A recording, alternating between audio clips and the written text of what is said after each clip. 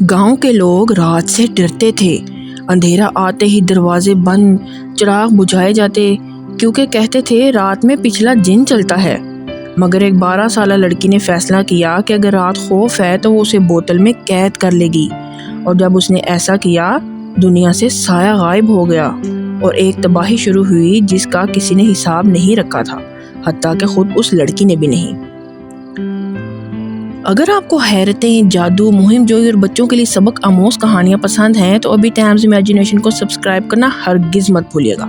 یہاں ہر رات ایک نیا خواب زندہ ہوتا ہے۔ ایک چھوٹا سا گاؤں تھا، نور دہ۔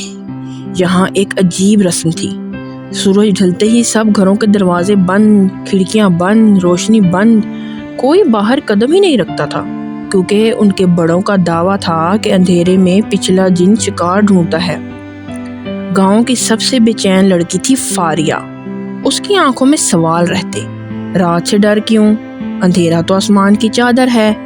فاریہ کا باپ ایک چراغ ساز اس خوف سے ٹوٹا ہوا تھا۔ وہ دھیرے سے کہتا، بیٹی ہم ڈر کر نہیں بچ کر زندہ ہیں۔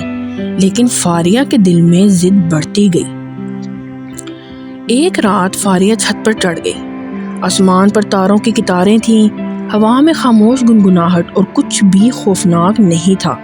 وہ آہستہ سے بڑبڑائی، ڈھونگ، سب ڈھونگ۔ اس رات اسے ایک چھوٹی چمکتی جگنو نما روشنی دکھائی دی جو لفظوں میں بولی، رات بری نہیں ہوتی، خوف برے ہوتے ہیں۔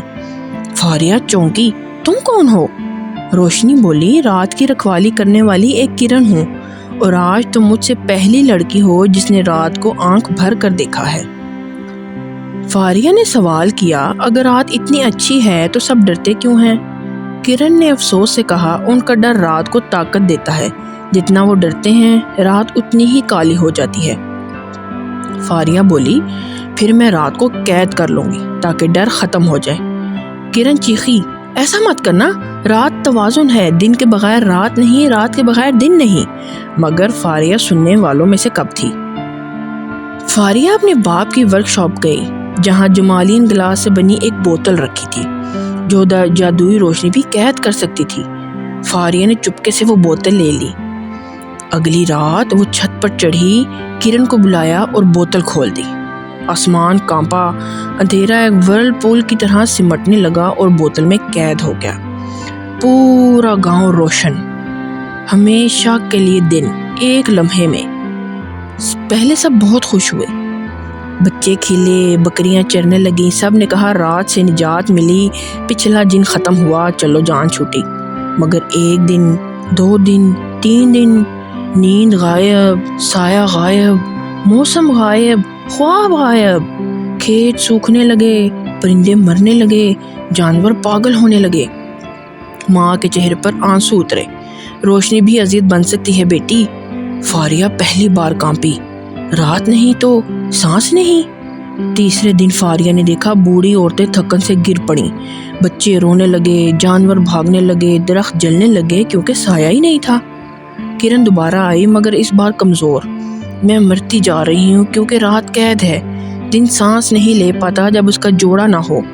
فاریہ کا گلا خشک ہوا، میں نے سب برباد کر دیا۔